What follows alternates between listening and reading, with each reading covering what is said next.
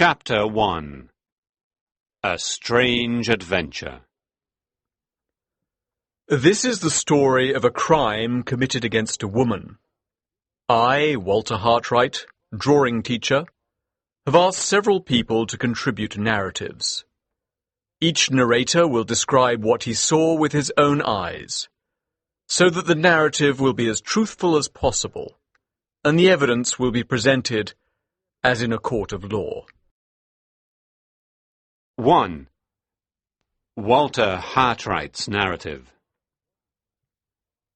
One evening in July 1849, I went to see my mother and sister at their house on Hampstead Heath. My Italian friend Pesca was there, and he had good news for me. He had found me a job in Cumberland in the north of England. 4 months teaching drawing to the nieces of Mr. Frederick Fairley of Limmeridge House. On the evening before I left for Cumberland, I went to say goodbye to my mother and sister. It was past midnight when I left their house to walk home to my apartment in London. As I stood at the crossroads, I felt someone suddenly touch my arm. I turned around quickly in fear and surprise. There, behind me, stood a woman dressed completely in white. "Is this the road to London?" she asked. She was young and thin, with a pale, worried face. After a pause, I replied, "Yes, sorry for not answering you before. I was surprised to see you. The road was empty just a moment ago." She indicated a tree nearby. "I hid behind that tree to see what kind of man you were. Don't worry, I've done nothing wrong, but there's been an accident. Will you help me?" "Certainly." "I need to go to London. I have a friend there. Could you help me to get a carriage?" As we walked together down the London road looking for a carriage, she said, "Do you know any aristocrats?" "Some," I replied, surprised by her strange question. "Why do you ask?" "Because I hope that there's one you don't know, one who lives in Hampshire." What's his name?" "I can't say his name. It upsets me too much. Tell me the names of the aristocrats you know." I named 3 gentlemen in whose houses I had taught drawing. "You don't know him," she cried with relief. "Has this gentleman treated you badly? Is he the reason you're here alone at this hour?" "I can't talk about it," she said. We left the heath and entered an area of houses. After a while, she asked me if I lived in London. "Yes, but tomorrow I'm going to Cumberland for 4 months. "Cumberland!" she cried. "I was happy there once, in a village called Limmeridge. A lady called Mrs. Fairley was kind to me, but now she and her husband are both dead." I looked at her in surprise and was about to ask her more, but just then I saw a carriage. I stopped it and asked the driver to take the young woman into London. She got into the carriage, then turned to me and kissed my hand. "Thank you," she said. Then the carriage drove off, and the woman in white was gone. I walked on thinking about this strange adventure. As I passed a policeman, I heard a carriage on the road behind me. The carriage stopped, and the driver spoke to the policeman. "Have you seen a woman dressed in white?" No, sir. The man gave the policeman a piece of paper. "If you see her, stop her and take her to this address." Why? Asked the policeman. What's she done? "She's escaped from my asylum." The man replied, and he drove off. Late the next evening, I arrived at Limmeridge House. Mr. Fairley and his nieces were already in bed. A servant gave me dinner and showed me to my room. The next morning I went down to breakfast at 9. The dining room was long with windows overlooking the sea.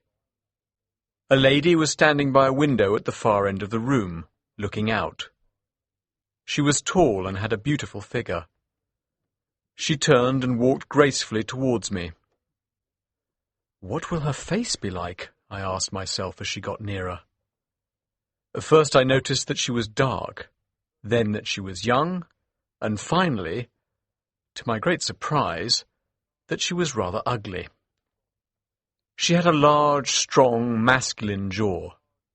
Her expression was honest and intelligent, but it had none of the gentleness that is the greatest charm of a woman. Mr. Hartright? She asked, shaking my hand. I'm Marian Halcombe, one of your new students. I hope you won't be bored here. You'll have no men to talk to. Mr. Fairley never leaves his room. He's an invalid, or so he thinks.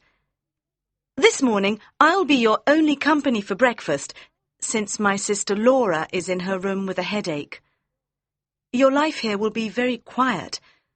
I hope you aren't the kind of person who's unhappy without adventures. Oh, no, I replied. I like a quiet life, and recently I had such an adventure that I don't want another one for years. As we ate breakfast side by side like two old friends, I told Miss Halcombe about the woman in white. She listened with interest and looked surprised when I told her the part about Mrs. Fairley. When I had finished, she said, Mrs. Fairley was my mother. She was married twice, once to my father, who was a poor man, and then to Mr. Philip Fairley, who was rich. My sister Laura is the daughter of her second marriage. My mother died, then Mr. Fairley died. His brother Frederick Fairley is Laura's guardian. Laura and I are very different. She's blonde, and I'm dark. She's beautiful, and I'm ugly. She's rich, and I'm poor. But even so, we love each other very much. When my mother came here, she started a school in the village. This woman in white was probably a student there. I wonder who she was. After breakfast, I went to see Mr. Frederick Fairley in his room. He was a weak, lazy hypochondriac who considered himself a man of artistic sensibility. I left his room with a feeling of relief and spent the morning looking forward to my meeting with Miss Laura Fairley. That afternoon I went for a walk with Miss Halcombe. In the garden we met her sister, Miss Fairley. She was a fair, delicate girl in a simple white dress. She looked at me with kind, honest and innocent blue eyes. She was the most beautiful woman I had ever seen. And yet there seemed to be something missing. I did not know what. Laura, said Miss Halcombe. You have your drawing book with you. You see, Mr. Hartright, she's the perfect student. She can't wait to begin her studies. No, I'm afraid to begin, said Laura gently. I know my drawings aren't good, and I'm afraid to show them to you. Well, said Miss Halcombe, I'm sure that Mr. Hartright will pay us compliments even if our drawings are horrible. I hope he won't pay me any compliments, said Miss Fairley. Why not? I asked. Because I'll believe everything you say to me, she answered simply. I, a humble drawing teacher with no money, fell in love with the rich and beautiful Miss Laura Fairley as soon as I saw her. That evening after dinner, Miss Fairley went outside to walk in the garden. I started to follow her, but then Miss Halcombe called me, and I returned to the drawing room. Miss Halcombe was holding a letter. Beyond her, through the window, I could see Miss Fairley walking in the moonlight. After the story you told me this morning, I've been reading my mother's old letters, said Miss Halcombe. She wrote this to her second husband, Mr. Philip Fairley, when he was in London on business. Listen. There is a new student at the village school, a little girl called Anne Catherick. She has come to Limmeridge from Hampshire with her mother for a few weeks. Her mother is a respectable woman, but there is something mysterious about her. As Miss Halcombe read, I watched Miss Fairley walking in the garden.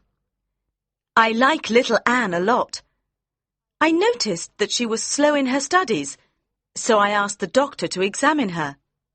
He says that she'll get better. Her clothes were old, so I gave her some of Laura's white dresses. I told her that blonde girls look nice in white. She kissed my hand and said, "I'll always wear white. It'll help me to remember how kind you've been to me." Poor little soul. Miss Halcombe looked up from the letter. "The woman in white must be Anne Catherick," she said. Just then Miss Fairley passed by the window again. Her white dress shone in the moonlight. My heart beat fast. "Listen to the last sentences of the letter," said Miss Halcombe. "The other reason I like Anne is that she looks very much like Laura. She isn't as pretty, but her hair, eyes and figure are exactly like Laura's." I stood up quickly, feeling the same sudden fear I had felt when that hand touched my arm at the lonely crossroads. There stood Miss Fairley, alone outside in the moonlight, looking exactly like the woman in white. I suddenly realized that the something missing was this: my realization of the disturbing similarity between the fugitive from the asylum and my student at Limmeridge House. Chapter 2. The Aristocrat from Hampshire. 2. Walter Hartright's narrative continued. The days and weeks at Limmeridge House passed so quickly. What a happy time that was. I spent every day in the company of two excellent ladies. Marian Halcombe became my good friend, and Laura Fairley was my secret love. The touch of her fingers or the sweet smell of her hair made my heart beat fast. A drawing teacher must spend his life in the company of beautiful women who can never be his.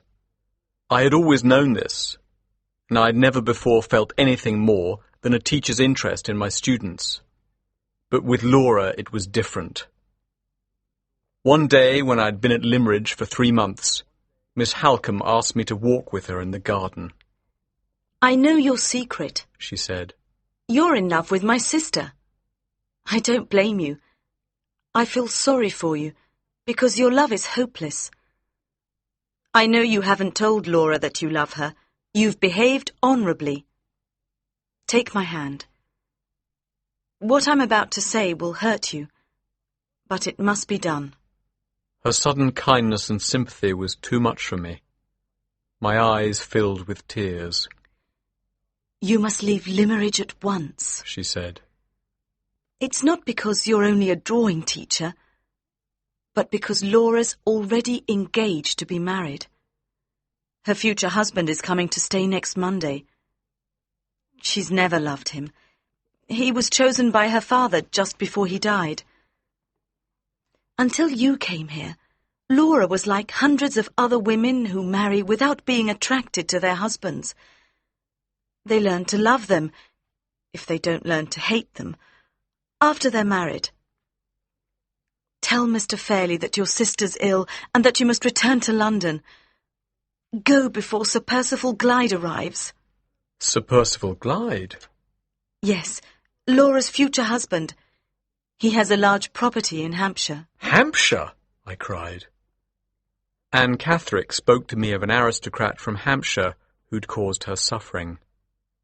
But it can't be the same man. I must be going mad. Ever since I saw the similarity between Miss Fairley and the woman in white, I've connected them in my mind. The Lord knows I don't want to do so. I don't want that sad woman to be connected in any way with Miss Fairley. Will you please ask Sir Percival Glyde if he knows Anne Catherick?" Miss Halcombe looked surprised. "I've never heard anything bad about Sir Percival," she said. "But yes, I'll ask our lawyer, Mr. Gilmore, to ask Sir Percival about it." The next day I returned to London. My narrative ends here, at the end of the happiest period in my life. 3. Vincent Gilmore's narrative. I, Vincent Gilmore, am Laura Fairley's lawyer. I arrived at Limmeridge House on the 2nd of November. I had dinner with Miss Halcombe, Miss Fairley, and Mr. Hartright, their drawing teacher. They all seemed sad. The next morning, Mr. Hartright left for London. After lunch, Miss Halcombe told me about Mr. Hartright's adventure on Hampstead Heath, and her mother's letter describing Anne Catherick. She explained Mr. Hartright's concern that Sir Percival Glyde might be the aristocrat the woman in white had talked about. She also showed me an anonymous letter that her sister had received that morning. Dear Miss Fairley, I hear that you are going to marry Sir Percival Glyde. Do not do it. He is an evil man. Please believe me. Your mother was very kind to me, so you and your happiness are important to me. I made a copy of the letter and sent it to Sir Percival's lawyer, asking for an explanation. On Monday, Sir Percival arrived at Limmeridge House. He is a charming man of about 45 years old. He treated Miss Halcombe like an old friend, was polite and friendly to me, and treated Miss Fairley with tenderness and respect. He was obviously concerned about her pale face and sad expression. Miss Fairley seemed to be uncomfortable in his company, and left us soon after dinner. Sir Percival then turned to Miss Halcombe and said, My lawyer sent me the copy of that letter. I'm not surprised that it made you worry, but I can explain everything. His manner was open and honest. He told us that Mrs. Catherick, Anne's mother, had been a servant in his family for many years before leaving to get married. Years later, Sir Percival heard that her husband had abandoned her, and her daughter was mentally disturbed. He wanted to do something to help the poor woman. Mrs. Catherick told him that she wanted to put Anne in a private asylum, but she did not have enough money. Sir Percival offered to pay. Years later, when Anne discovered this, she considered him responsible and developed a passionate hatred for him. This explanation seemed satisfactory to me, but Miss Halcombe still looked concerned. Please, Miss Halcombe, said Sir Percival, write to Mrs. Catherick and ask her to confirm my explanation. Miss Halcombe wrote a brief letter. Sir Percival wrote the address on the envelope, and a servant posted it. 2 days later, Miss Halcombe received a reply. Madam, my daughter was put into a private asylum with my knowledge and approval. Sir Percival Glyde very kindly paid for the asylum, and I thank him for that. Yours truly, Jane Catherick, Anne's mother. On my last day at Limmeridge House, I talked to Miss Fairley, explaining the details of her father's will. Next March, on your 21st birthday, you will inherit £30,000. If you die before your Aunt Eleanor, Madame Fosco, she'll inherit £10,000 of that money. You must now write a will saying who you wish to leave the other £20,000 to when you die. Can I leave it to Marion? Asked Miss Fairley. All of it? Is there no one else you wish to include in your will? Yes, there is someone, she said in a trembling voice, and she burst into tears. Don't cry, my dear, I said. We'll discuss the details another time, when you're feeling better. I returned to London and wrote Laura Fairley's marriage settlement. Her father had been my good friend, and his daughter was like a daughter to me. I wanted to make the best marriage settlement I could in order to protect her interests. If Laura Fairley dies, I wrote, the £20,000 will be left according to her will. That evening, I sent the settlement to Sir Percival's lawyer. The next day, it was returned to me. In the margin, by my statement about the £20,000, the lawyer had written, No, if Laura Fairley dies, Sir Percival will inherit the £20,000. I knew that Sir Percival had many debts. This worried me, so I wrote to Mr. Frederick Fairley and explained the situation. I told him not to sign the settlement unless the part about the £20,000 remained as I had first written it. The next day, I received his reply. My dear Gilmore, I am too ill to argue with Sir Percival. Please agree to whatever changes he wants to make in the marriage settlement. Yours truly, Frederick Fairley. This letter made me very angry. The man was too lazy to look after the interests of his own niece. I went to Limerick the next day and told him that no one should sign a marriage settlement like this. It gave the husband a large financial interest in the death of his wife. But Mr. Fairlie did not want to listen. He closed his eyes and asked me to leave him in peace. Chapter 3. Blackwater Park. 4. Marion Halcombe's narrative. Extracts from her diary. Limerick House, Cumberland, 8th of November. The date of the wedding is the 22nd of December of this year. The married couple will go to Italy for the winter months. When they return, with Sir Percival's friend Count Fosco and his wife, Laura's aunt Eleanor, I will go to live with them in Hampshire. Laura asked Sir Percival if I could, and he very kindly agreed. Sir Percival has noticed that Laura seems unhappy in his company. This morning he spoke to me, and this afternoon I told Laura what he had said. He was very generous. He said that if you want to break your engagement, you can. I can never break my engagement, said Laura. It was my father's dying wish that I marry Sir Percival, but I can tell him that I love someone else. Then perhaps he'll break the engagement himself. Suddenly she seemed the stronger sister. She would not change her mind. After dinner, Laura explained to Sir Percival that she loved someone else. She told him he was free to break the engagement. After what you've just said, I want to marry you more than ever, said Sir Percival. You've been so honest that I value you even more than I did before. Laura's eyes filled with tears. If you insist on our marriage, I'll be your faithful wife, she said. But I'll never love you. I'll be satisfied with that, he said gently, and left the room. After he had gone, Laura gave me a book of drawings that Mr. Hartright had given her.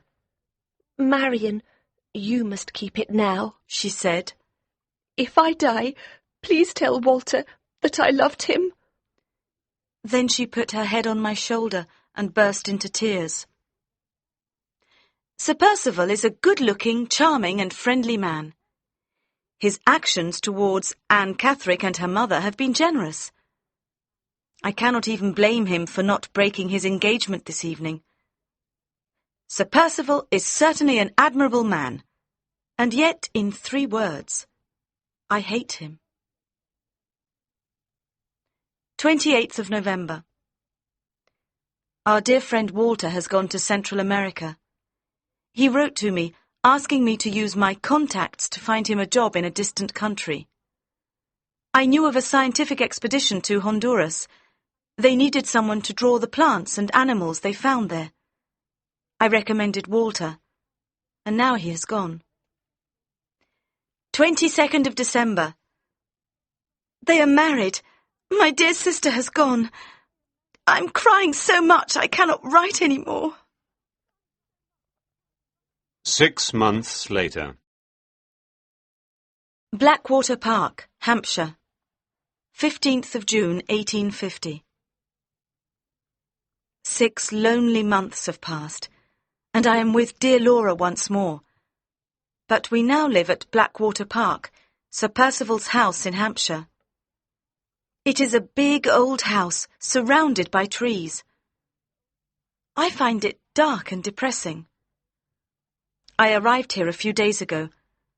Sir Percival, Laura, Count Fosco and Madame Fosco arrived yesterday.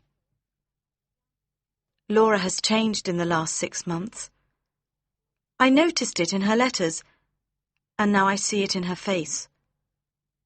That honest, open look has gone. There are things now that she will not discuss with me. Her husband, her married life, but before we kept no secrets from each other. Sir Percival has changed too.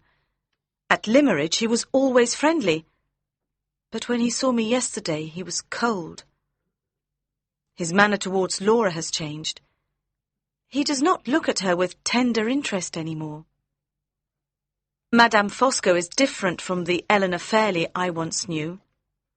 Eleanor Fairley was an irritating woman who talked too much and wore expensive clothes. Now she dresses very simply and sits silently, rolling cigarettes for her husband. And her husband? What can I say of Count Fosco? He has certainly tamed his wife, and he looks like a man who could tame a tiger. He interests and attracts me. He forces me to like him. He is enormously fat, and his face looks like Napoleon's. He has intelligent grey eyes. When I look into them, I feel things that I do not want to feel. He speaks English fluently with no accent. He tells me that he left Italy a long time ago for political reasons. The Count has been Sir Percival's friend for years. They first met in Rome. Percival was attacked by thieves, and Count Fosco saved his life. The Count's influence over Percival is much stronger than Laura's. I have never before met a man like Count Fosco. I am very glad he is not my enemy. But is this because I like him, or because I am afraid of him?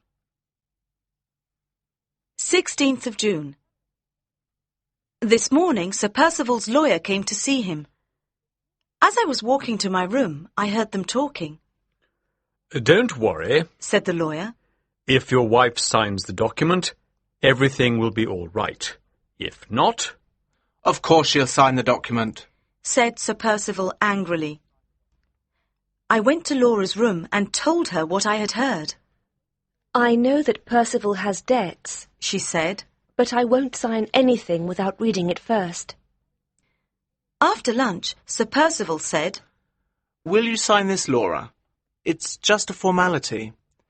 Miss Halcombe and Count Fosco, will you be our witnesses? He folded the document and placed it on the desk with his hand resting on the folded part.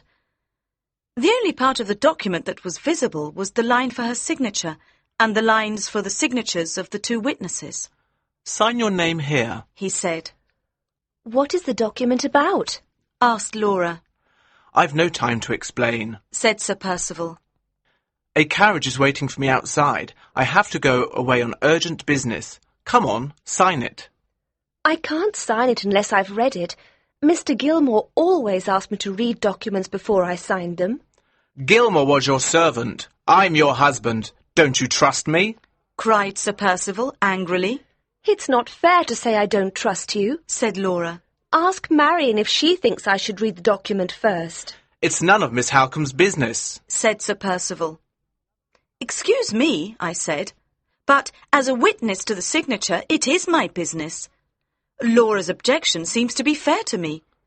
I can't be a witness unless Laura understands what she's signing. What disrespect, cried Sir Percival. You're just a guest in this house. I wanted to hit him, but I was only a woman, and I loved his wife so dearly. Percival, said the Count. Remember you are in the company of ladies. They looked at each other, and Sir Percival was the first to look away. Those cool grey eyes had tamed him. I don't want to offend anybody, he said. Just sign the document, will you? I'll happily sign when I know what's in it, said Laura. I'll make any sacrifice, so long as it's honest. I simply think it's wrong to sign a document I haven't read. Who said anything about sacrifice? Cried Sir Percival, furious again. And it's strange to hear you talk of right and wrong, a woman who had a passion for a drawing teacher. Laura looked at him coldly, then turned her back on him. When I left my chair to go to her, I heard the Count whisper to Sir Percival, You idiot. Laura walked towards the door, and I followed her. One moment, said the Count. Laura continued walking, but I whispered to her, Stop! Don't make an enemy of the Count. We stopped and waited. Percival, said the Count. Can it be signed tomorrow? Yes, I suppose it can. Then let's wait until tomorrow. All right, said Sir Percival. He left the room, went straight to his carriage, and drove away. Chapter 5. A Death. 6. Marion Howcome's narrative continued. 20th of June. Laura and I have no father or brother to protect us. Our dearest friend Walter is in Central America, where no letter can reach him. Mr. Gilmore is ill and is staying with relatives in Germany.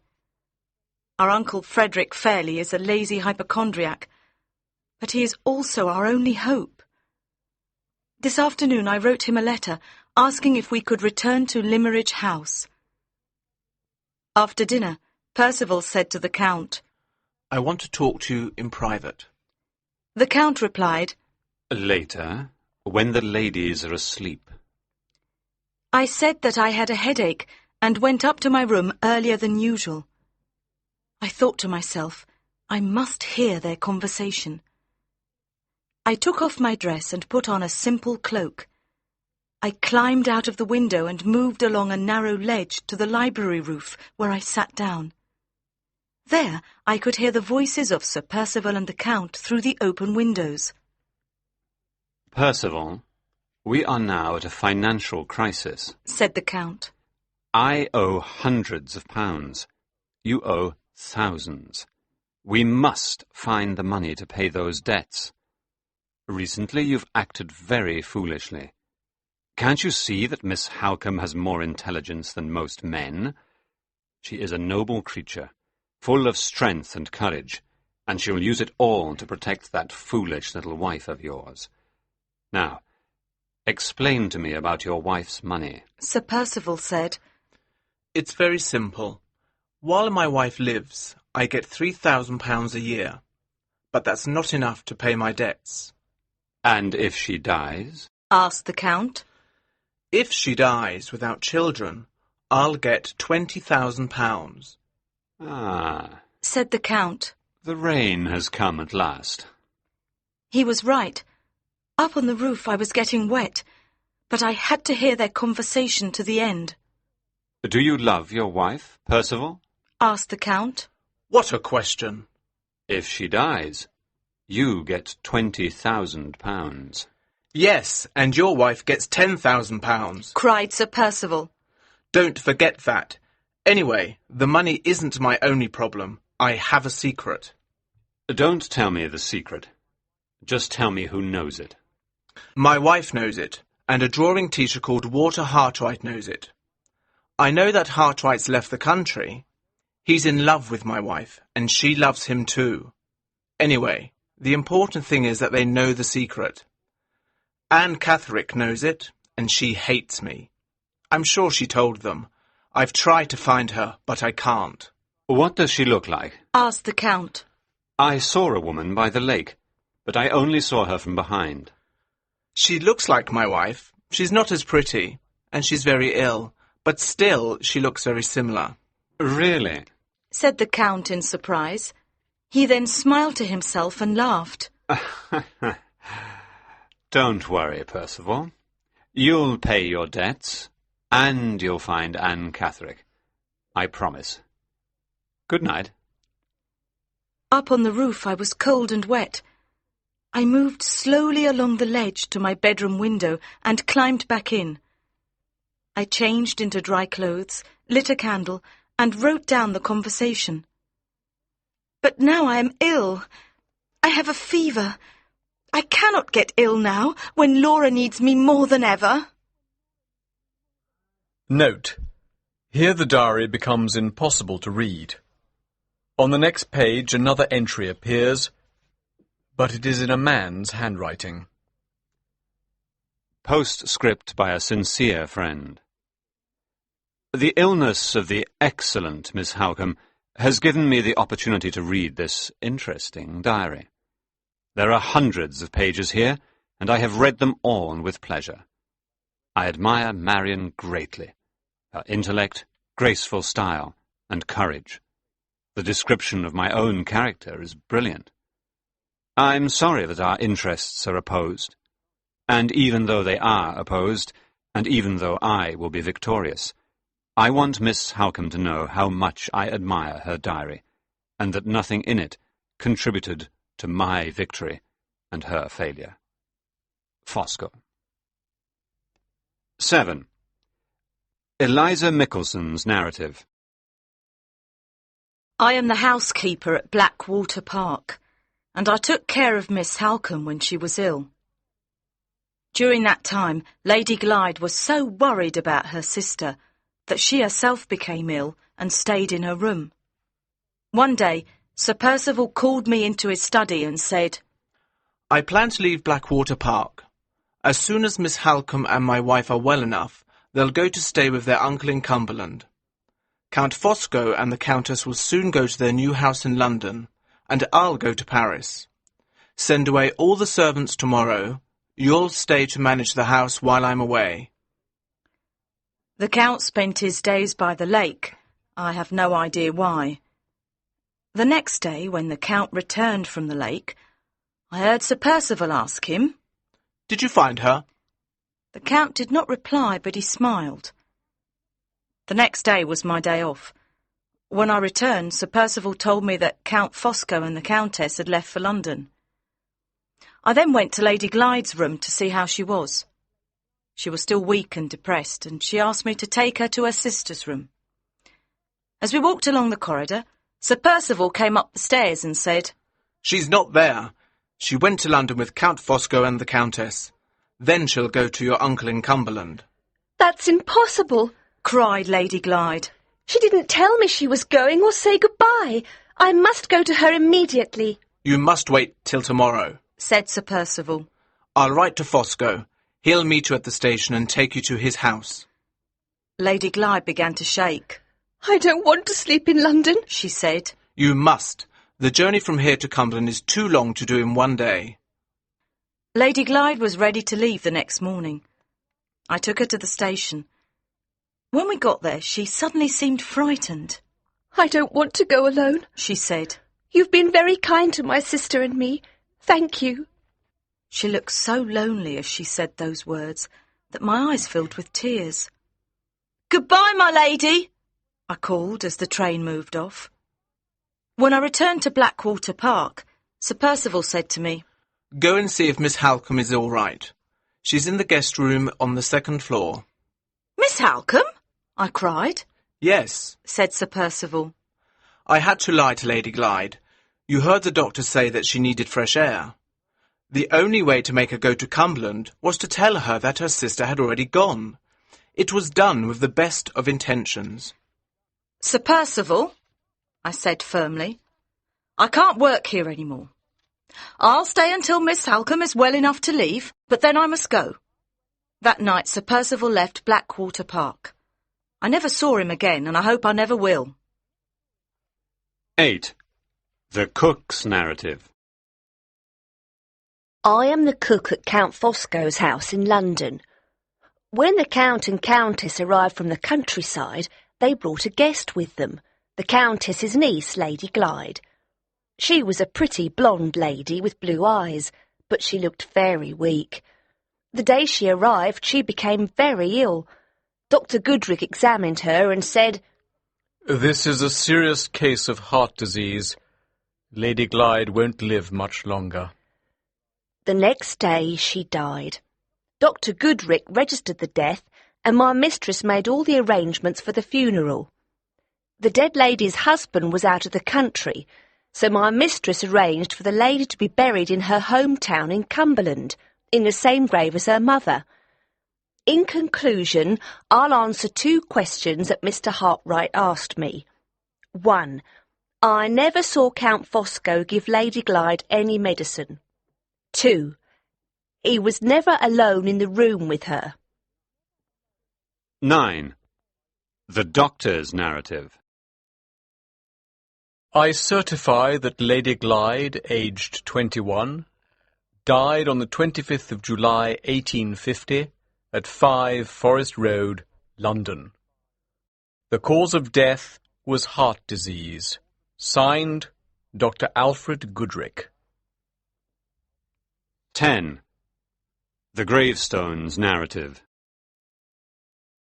Here lies Laura, Lady Glyde, wife of Sir Percival Glyde, born 27th of March, 1829. Married, 22nd of December, 1849. Died, 25th of July, 1850. Chapter 6. Sir Percival's Secret. 11. Walter Hartright's Narrative. On the 13th of October 1850, I returned to England. I still loved Laura, but I knew I had to live without her. First I went to my mother's house. When she met me, she told me, very gently, that my love was dead. In the deepest misery, I went to Limmeridge to see her grave. The countryside and the sea reminded me of the happy months we had spent together. I went to Mrs. Fairlie's grave. There was a new inscription written on it. Here lies Laura, Lady Glyde. In the near distance I saw two women with veils over their faces. When they saw me, one lifted up her veil. It was Miss Halcombe, her face sadly changed by suffering and sadness. The other woman walked towards me. I looked at her closely. She stopped in front of me and lifted up her veil. Standing before me, beside her own grave, was Laura, Lady Glyde. I cannot describe my feelings of shock and joy at that moment. Miss Halcombe said, "Walter, we must all go to London immediately. We're probably being followed." On the train, Miss Halcombe told me everything that had happened since she last wrote to me. "When I woke up from my illness," she said, "I found myself in a strange room. Mrs. Mickelson told me that Laura had gone to London, where she'd become ill and died. This terrible news made me ill again, and I was unable to leave that house for another 3 weeks. I then went to London to see Mr. Gilmore's partner, Mr. Curl. I told him I was suspicious about the circumstances of Laura's death. Mr. Curl investigated and told me that he saw nothing suspicious. I then went to Limmeridge and saw my uncle. He told me that Count Fosco had accompanied the body from London and had gone to the funeral, which my uncle himself had been too ill to go to. The Count had left a letter for my uncle, telling him that Anne Catherick was back in the asylum, but she now believed that she was Lady Glyde. I left Limmeridge and went to the asylum. I explained who I was and asked to see Anne. Imagine my feelings, Walter, when I saw my dear sister there in the asylum, and that everyone believed she was Anne Catherick. I gave the nurse £100 to help Laura escape. We came to Limmeridge and explained everything to my uncle, but he said that I was a fool. He doesn't recognise his own niece. He's sure that she's Anne Catherick." Laura had certainly changed.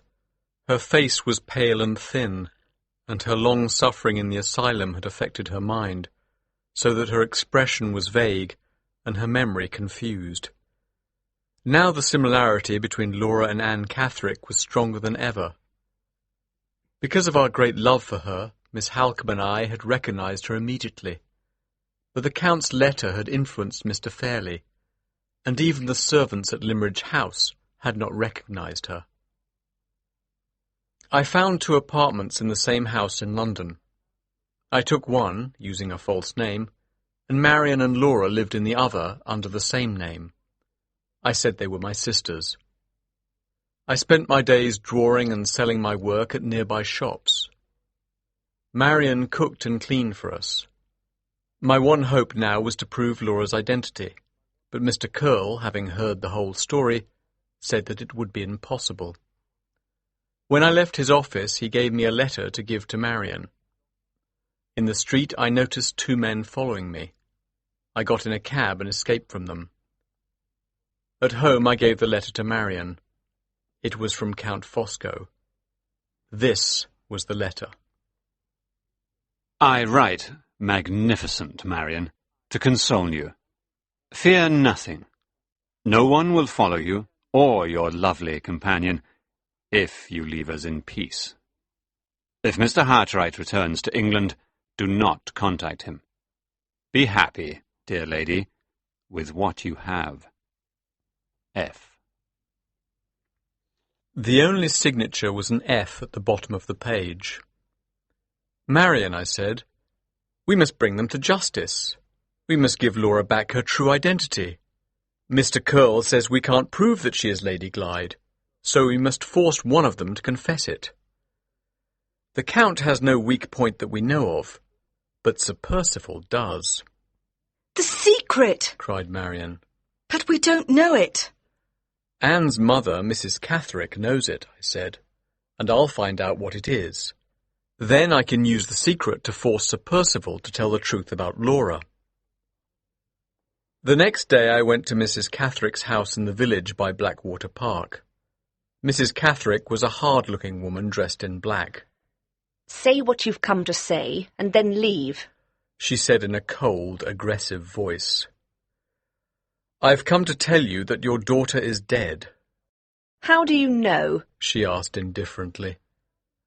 I can't tell you, but it's true, I said.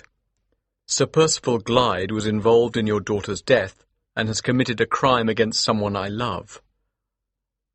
I know that he's your enemy as well as mine. I know that you know his secret. Tell me his secret and we'll both get our revenge. He has used you. He, a rich man from an aristocratic family. Oh, yes, she cried sarcastically. A very aristocratic family, especially on his mother's side. She stopped speaking suddenly, as if she had said something she did not mean to say. So, Sir Percival's secret was something to do with his mother. Mrs. Catherick said no more. When I left her house, I saw two men following me, but I did not care. I went to the village church and spoke to the parish clerk. Please can I see the register of marriages in this church for the years just before 1804, I asked. I followed the parish clerk into the vestry, a small building attached to the church. The room was full of old papers. The parish clerk took a register from a shelf. Those registers are full of important documents, I said. Surely they should be kept more safely. That's just what the old parish clerk said, the man replied. Not the one before me. His name was Catherick, but the one before him. He was so concerned about the registers that he kept copies of them locked up at his home, in case anything happened to the originals. Every day he copied down the births, marriages and deaths recorded that day. Here's the register for 1804 and the one for 1803, sir. Did you say that the parish clerk before you was called Catherick? I asked in surprise. Yes, sir. Well, I'll leave you to look at the registers. I found the record of the marriage of Percival's father, Sir Felix Glyde, to Cecilia Elster in September 1803. It was written in a very small space at the bottom of the page. The entry above, recording the marriage of a man called Walter, took much more space. The entry on the next page also took a lot of space, recording a double marriage. I wondered why so little space had been given to the record of Sir Felix's marriage, but apart from that there was nothing unusual about it. I was disappointed. As the parish clerk put the register back on its shelf, I said, You spoke of old copies of the register. Is there a copy of the records of 1803? I think so. Can I see it? Well, I suppose you can. The old parish clerk is dead now, but his son lives in the village. He probably still has the copies. I went to the house of the old parish clerk's son and asked if I could see his father's copy of the register for 1803. He let me in and brought me the heavy book. I found the record of the marriage of the man called Walter, but the space at the bottom of the page was empty. On the next page was the record of the double marriage. The copy had no record of Percival's father's marriage. I realized that the record in the original register must be a forgery, added in years afterwards. The truth was that Percival's father had never married Percival's mother. I knew I had to get the original. It was not safe in the vestry, and it was the only evidence of Sir Percival Glyde's secret, that he has no right to his title and his property. As I ran back towards the church, I saw flames against the evening sky. The vestry was on fire. I heard the sound of a man crying for help. A crowd of people had gathered. "Someone's inside," I cried. "Who is it?" A man close to me said, "It's my master, Sir Percival Glyde." For a long time I had felt nothing but hatred for Sir Percival, but I could not watch as he burnt to death in the vestry. I saw a window on the roof. Quickly I climbed onto the wall beside the vestry, then onto the roof. Perhaps he could escape through the window. I broke the glass, but then the flames jumped out of the open space. Just then the fire engine arrived. Firemen broke down the door and went in. They came out carrying the dead body of Sir Percival Glyde. Chapter 7. Mrs. Catherwick's Story. 12. Walter Hartright's narrative continued. At the inquest the next day, the parish clerk said that the key to the vestry had gone missing just before the fire. Perhaps somebody had stolen it. Nobody could understand why Sir Percival had been in the vestry. The inquest concluded that Sir Percival's death was an accident. He had probably taken a candle with him into the vestry, because by then it was dark. The vestry was full of dry papers. Somehow they had caught fire, and Sir Percival could not get to the door. I did not tell them what I knew. I had no proof now of the forgery in the register, because the register was burnt.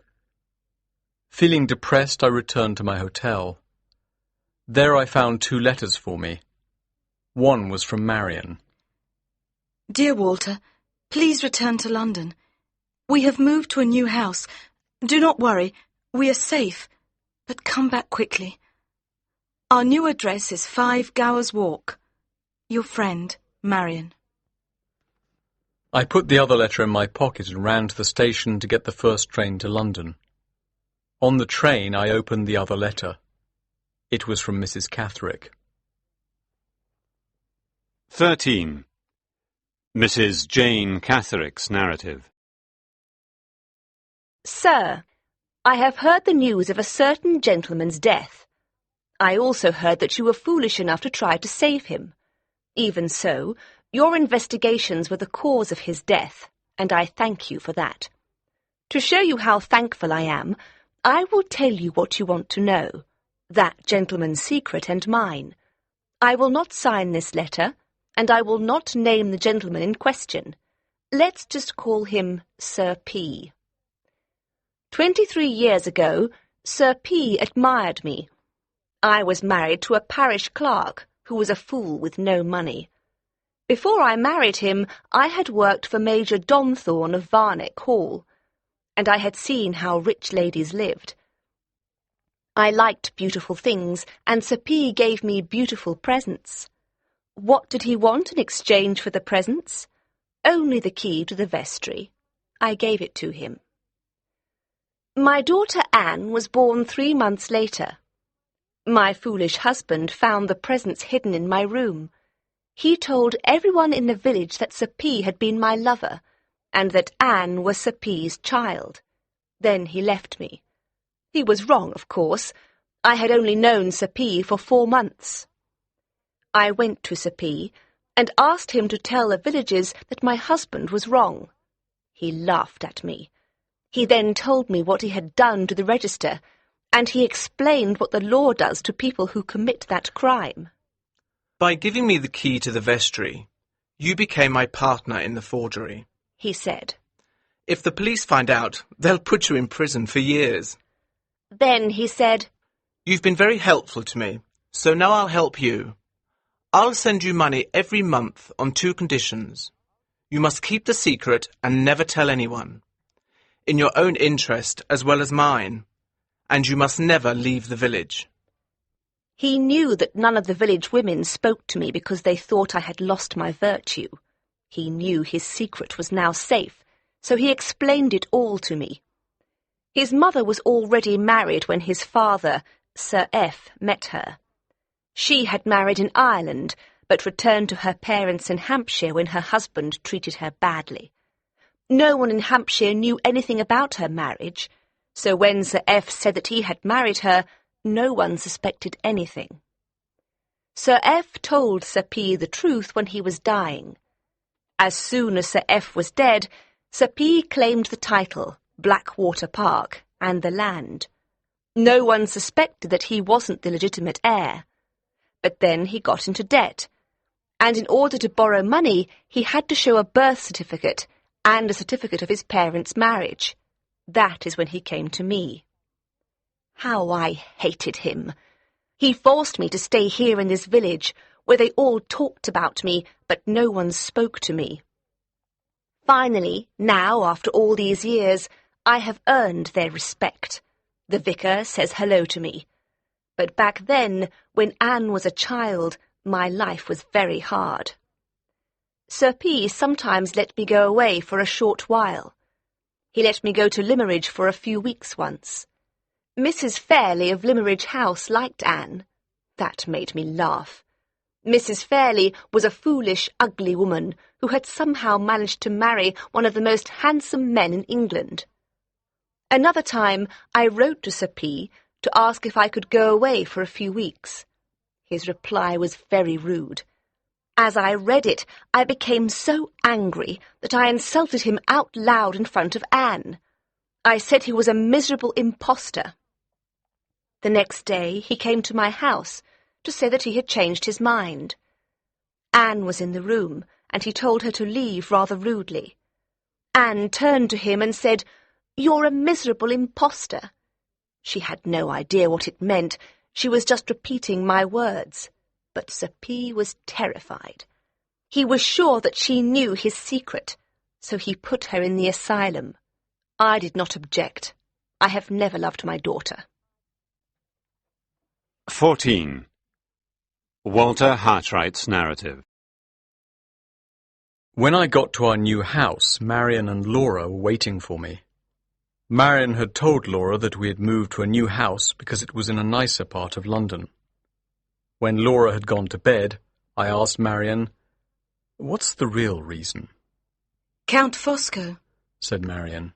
Yesterday I looked out of the window in our old house, and I saw the Count standing outside with the doctor from the asylum. Then they went away. Later the Count came back alone. When I saw him, I told Laura that I was going for a walk, and went out to him. He said he'd come for 2 reasons. First, to express his feelings for me. I refused to listen to them. And secondly, to repeat the warning in his letter. He told me that Percival was dead, and that you were investigating Percival's secret when he died.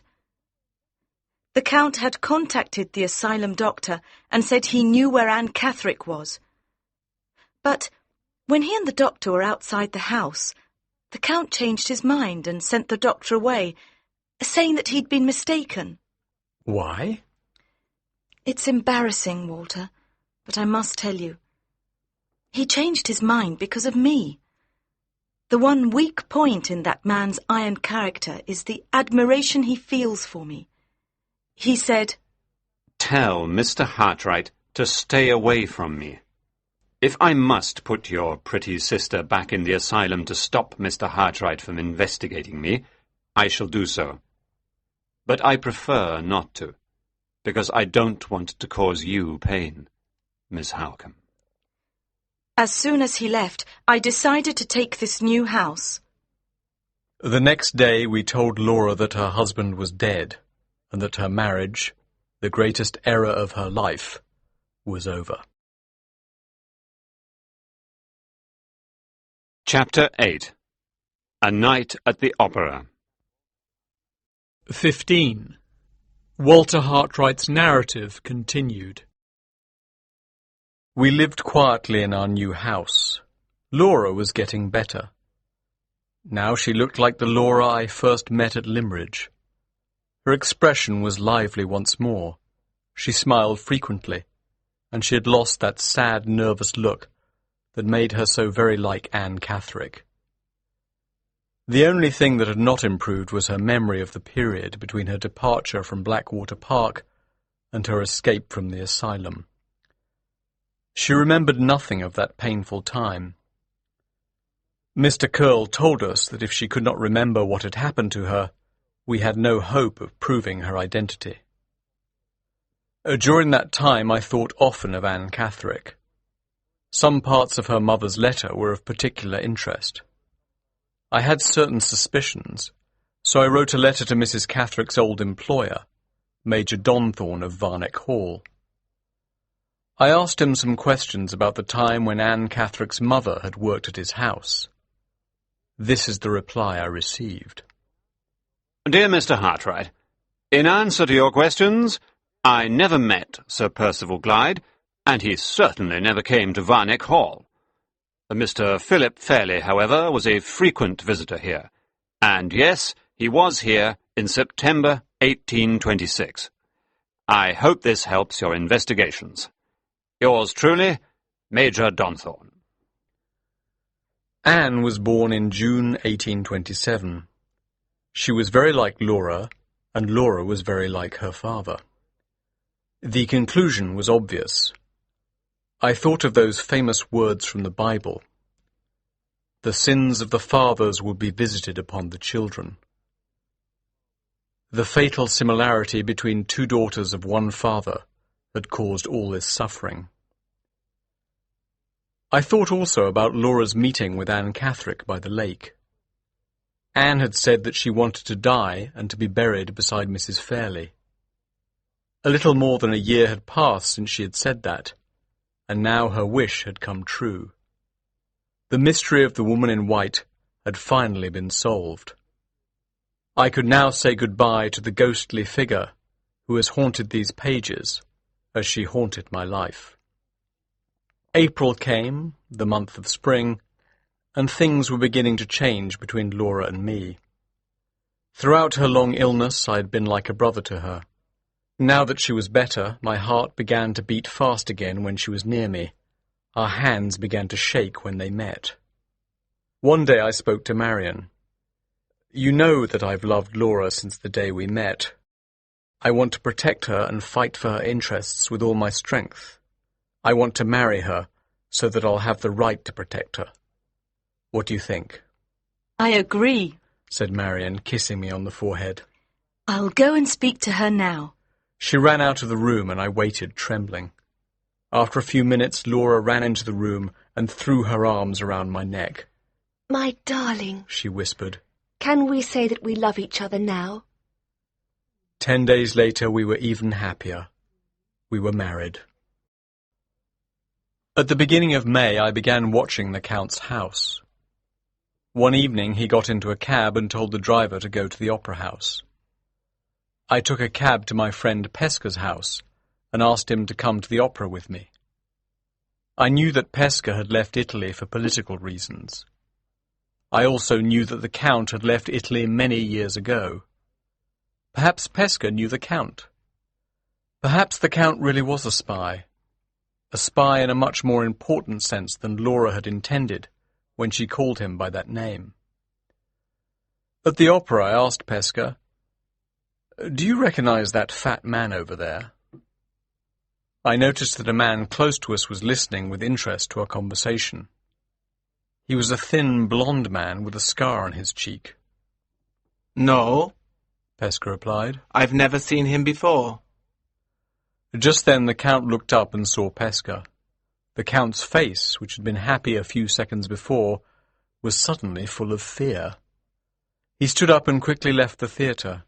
We tried to follow him, but the corridors were crowded. I noticed that the man with the scar on his cheek ran through the crowd and followed Fosco out of the theatre. We went to Pesca's apartment. "My dear friend," I said, "I know you left Italy for political reasons. You told me long ago that you couldn't explain them to me, but this is an emergency. Please help me if you can. You say you don't recognize that man, but he recognizes you, and he's afraid of you. Can you explain why? Pesca got up and walked around the room nervously. After a few minutes of intense thought, he sat down again and said, "What I'm going to tell you now is a secret, and I could be killed for telling it to you. When I was young, I joined a secret political association in Italy called the Brotherhood. The aim of the Brotherhood is to stop the abuse of power and to maintain the rights of the people. Members murder people who abuse their power. Anyone who joins the Brotherhood must stay in it for his lifetime. Anyone who betrays the Brotherhood will be killed by another member. When I was young, I had passionate political beliefs. Now I'm older, I want to leave the Brotherhood, but I can't. That's why I left Italy and came to live in England as a teacher. Here, I'm of no use to the Brotherhood. Each member of the Brotherhood has a scar like this one on his arm." Pesca rolled up his sleeve and showed me a small red scar. "I was a leader before I left Italy. This man recognizes me, but I don't recognize him. I haven't changed much over the years, but perhaps this man has. Perhaps he wasn't always so fat. Perhaps he had a beard or different-colored hair. One thing is clear. He looked afraid when he saw me, so he has probably betrayed the Brotherhood. He probably thinks I'm following him so that I can kill him. Listen, Walter, I don't want to have to kill this man. Please tell me nothing about him. If I discover that he has betrayed the Brotherhood, I'll have to act."